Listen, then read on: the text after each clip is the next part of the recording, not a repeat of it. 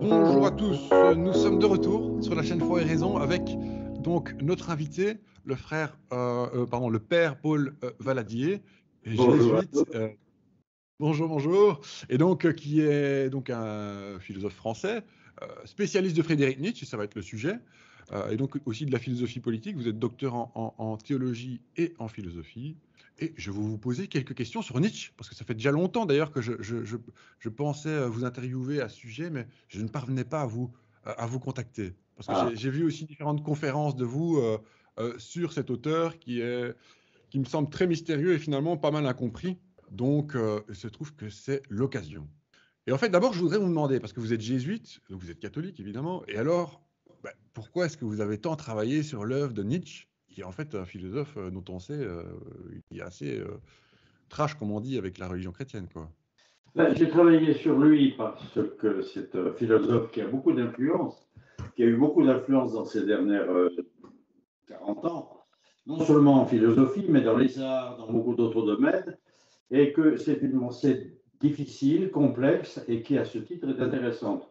Donc, il m'a paru bon de le regarder de près, je dirais d'autant plus que dans nos églises, il est souvent très mal vu, caricaturé, considéré comme un athée un peu excessif, et donc on n'a pas beaucoup accordé d'attention à une pensée qui est tout de même aujourd'hui extrêmement forte et qui, je crois, mobilise beaucoup d'esprits, à tort ou à travers, parce que comme c'est une pensée très complexe et difficile, tout en nuances, il est très facile de la caricaturer en systématisant sa pensée, qui est en réalité pleine de replis, de retour en arrière, etc. Et je trouve que c'est ça aussi qui est intéressant, c'est qu'on a affaire à une pensée qui vous oblige vous-même à la subtilité, à ce que Pascal appellerait l'espèce de finesse. Pascal que Nietzsche admirait tant, entre parenthèses. Voilà pourquoi je me intéresse à lui. Et c'est Ok, très un bien. en plus avec lequel on n'en a jamais fini.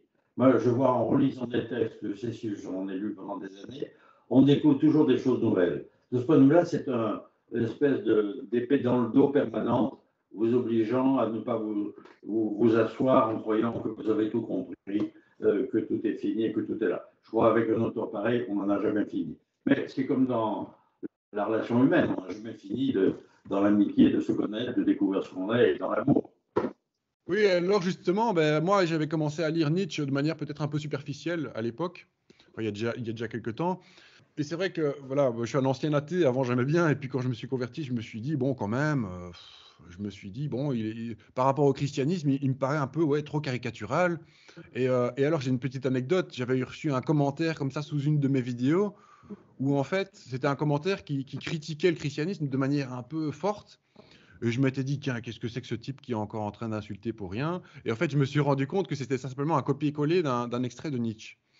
Et donc, je me dis, tiens, est-ce qu'il faut vraiment prendre Nietzsche au sérieux?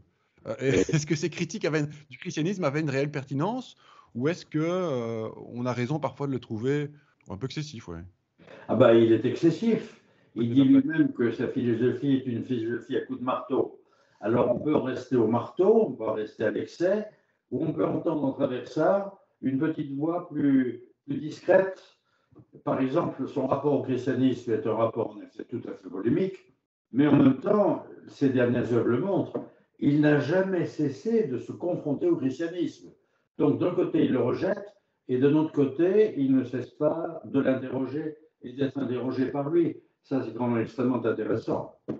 Tout à fait intéressant, parce que, à la différence d'autres auteurs, il n'envoie pas le christianisme à la poubelle aussitôt, mais il va passer son temps et sa vie à discuter avec lui. Alors, avec les excès qu'on connaît, notamment dans les ouvrages d'Antichrist en particulier. Mais comme toujours, derrière les excès, il faut entendre une petite voix infiniment plus nuancée et je dirais beaucoup plus intéressante et pertinente. Alors, en fait, Nietzsche, du coup, j'ai l'impression qu'il s'alarme un petit peu. Il s'alarme par rapport au fait que, donc il dit Dieu est mort, hein, c'est très connu, il dit Dieu est mort, et nous l'avons tué. Et en fait, il y a cette fameuse image ouais, du personnage avec sa lanterne en plein jour qui dit Dieu est mort, et les gens ne se rendent pas compte de ce qui se passe. Enfin, il dit qu'est-ce qu'il a ce type.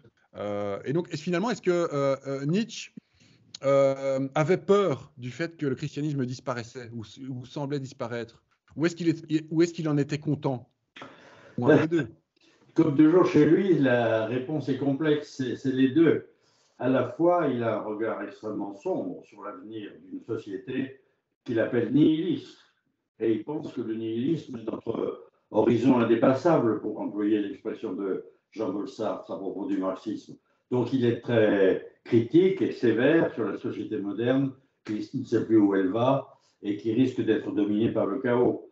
Et en même temps, il est plutôt satisfait de ce que le christianisme, en tant qu'il était un carcan éducatif, ait disparu. Donc voilà, c'est toujours l'ambiguïté nietzschéenne, c'est que d'un côté, il est plutôt favorable, et de l'autre côté, il voit bien que ça peut conduire nos sociétés au désespoir nihiliste. Et de ce point de vue-là, il n'a peut-être pas tout à fait tort dans son diagnostic. Oui, donc d'ailleurs, dire que, enfin, ça on entend parfois, de dire que Nietzsche était lui-même nihiliste, était un tenant du nihilisme, c'est faux finalement. Il se voulait nihiliste en ce sens qu'il ne veut pas se reposer sur un sens de l'histoire qui serait donné. Il est nihiliste en ce sens que c'est à nous d'affirmer la beauté du monde. Et c'est notre engagement que de dire oui à ce qui est tel que c'est, sans chercher de consolation et sans penser que l'histoire ou notre propre vie a un sens. Il faut dire oui au monde tel qu'il est, à sa beauté, et donc il y a un petit côté stoïcien, ça, c'est évident. Je ne veux être qu'un affirmateur. Ich will nur ein Ja-Sagender sein. Je ne veux être que dire oui à ce qui est. Alors, c'est du nihilisme si on veut, mais enfin, c'est une philosophie de l'affirmation. Et ça, il ne faut pas l'oublier. Ce n'est pas seulement un esprit critique, ce n'est pas seulement un maître du soupçon, c'est aussi un maître de l'affirmation. Ok. Et alors, lire un petit peu ce que vous avez écrit, ça m'a permis un peu de mieux comprendre, ou en tout cas d'éclaircir certaines choses ou de nuancer certaines idées que j'avais. Par exemple, l'idée que Nietzsche, en fait, il est extrêmement athée, et pour lui, il n'est pas question de Dieu ou de réalité supranaturelle ou transcendante. Mais est-ce que c'est vraiment le cas? C'est-à-dire, est-ce que Nietzsche était athée, en fait? Est-ce que Nietzsche était complètement C'est une athée? question complexe, parce que d'un côté, il ne veut pas d'un Dieu personnel. Parce qu'un Dieu personnel, c'est un Dieu qu'on enferme dans des concepts, on croit savoir qui est Dieu, il est bon, il est provident, il veille sur nous. Ça, il n'en veut pas. Parce que c'est une façon d'humaniser Dieu et de le vider de sa substance divine. Mais ça ne veut pas dire pour autant que Nietzsche n'ait pas le sens du divin. C'est un mot qu'il emploie souvent. D'ailleurs, il va même proposer une sorte de polythéisme, ce qui est quelque chose de tout à fait étrange. C'est un homme qui a le sens, en effet, de la profondeur des choses, de l'abîme, de ce qu'il appelle notre nouvel infini. De ce point de vue-là, moi, je pense qu'on peut dire que c'est un esprit religieux, mettons des guillemets au mot religieux.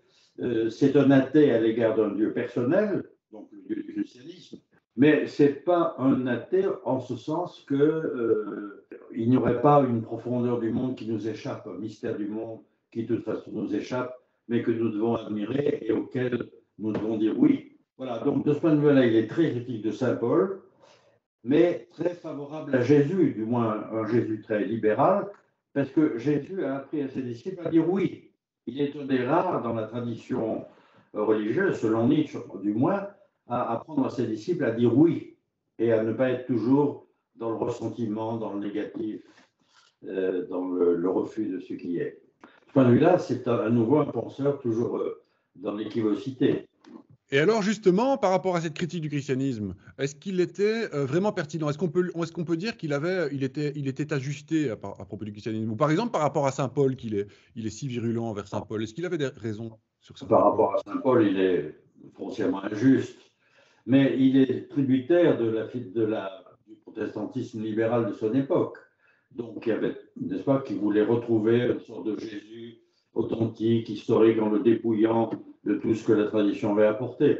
Donc, ce point de vue-là, lui-même est marqué par une situation historique qui n'est plus du tout la nôtre. Nous ne lisons plus aujourd'hui Saint Paul comme il le lisait, et nous ne pouvons plus le lire comme il le lisait non plus. Pas plus d'ailleurs que nous pouvons tenir au Jésus hyper libéral qui est un peu anarchiste, un peu l'idiot de Dostoïevski, vous voyez, qui rêve, qui est au-dessus de la terre, qui est dans un nuage permanent, ça on ne peut plus le tenir. Donc de ce point de vue-là, la critique nietzschéenne est évidemment désuète. Mais ça ne veut pas dire pour autant qu'il ne faut pas entendre sa critique d'un Dieu trop humain, d'un Dieu à portée de main, qui le vide de son mystère. Et ça, de ce point de vue-là, Nietzsche peut interpeller le croyant. Qu'est-ce que nous disons de Dieu quand nous parlons de Dieu ou quand nous le prions? Est-ce que nous croyons qu'il est à portée de main ou est-ce que nous maintenons que à tout prendre reste aussi un mystère pour nous?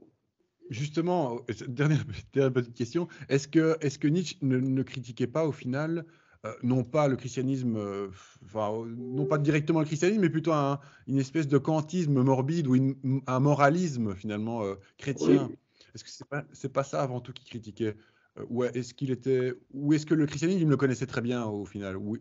Enfin, Non, il faut bien voir qu'il est élevé dans le piétisme protestant, c'est-à-dire une tendance qui insiste beaucoup sur l'intériorité, le sentiment religieux, mais qui compense ça par une discipline rigoureuse, donc par une sévérité ascétique qu'il va critiquer.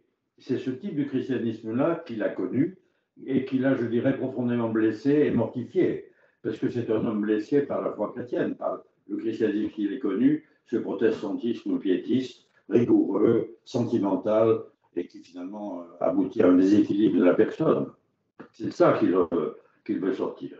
Et je ne suis pas sûr qu'il y soit vraiment parvenu. Alors évidemment, il faudrait parler aussi de son grand adversaire ami qui est Schopenhauer, qui est aussi un philosophe critique de la foi chrétienne, mais dont il veut corriger le pessimisme parce que j'ai tout à l'heure l'affirmation de ce qui est tel que c'est, la beauté du monde finalement. ok, très bien. Eh bien, je vous remercie beaucoup. C'est très Oui, intéressant. merci. Et alors, ah oui, juste une chose. Tiens, si on veut une analyse de Nietzsche enfin, dans votre œuvre, il faut lire Nietzsche et la critique du christianisme, Non, sorti en parce que 74, la ou vous thèse, avez plus récent?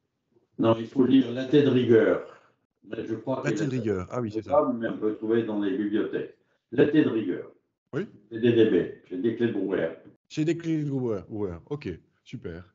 Oui, et alors, avant de terminer, là, juste avant, est-ce que finalement, vous n'êtes pas vous-même inspiré dans votre manière d'écrire ou dans votre pensée par Nietzsche? C'est-à-dire parce que, étant donné que je vous disais, vous écriviez avec une certaine vigueur, un certain enthousiasme, sans langue de bois, est-ce que finalement, vous n'êtes pas inspiré vous-même par Nietzsche? C'est possible, oui. Parce qu'on ne fréquente pas un auteur pendant des années sans qu'il ne vous marque. Hein. Donc, je ne suis pas Nietzschéen, mais peut-être que son style a un peu dépeint sur moi. Je ne sais pas. Mhm. C'est à vous de le dire. Merci en tout cas. Ok. Ben, merci à vous, merci beaucoup, c'était top. Et voilà, à bientôt, à une prochaine.